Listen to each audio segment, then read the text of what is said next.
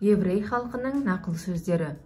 Еврей ұлтының өзіне тән ерекшелігі мен алғырлығы біраз жылдан бері таңғалдырып келетіні рас.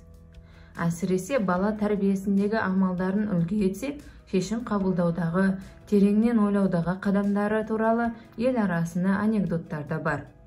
Ал бүгін ұсынылғалы отырған нақыл сөздер сіздерге пайдалы болары сөзсіз.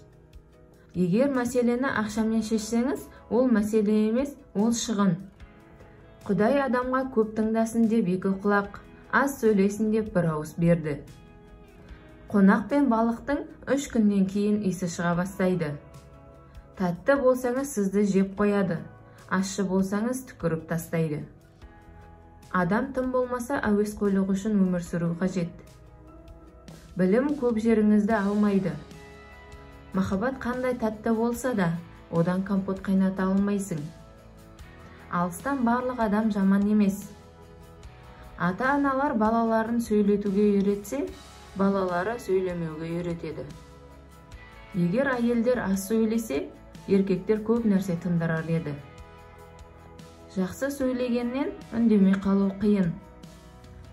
Әлем адамның көптігінен емес, жоқтығынан, адам болып қалмауынан құриды.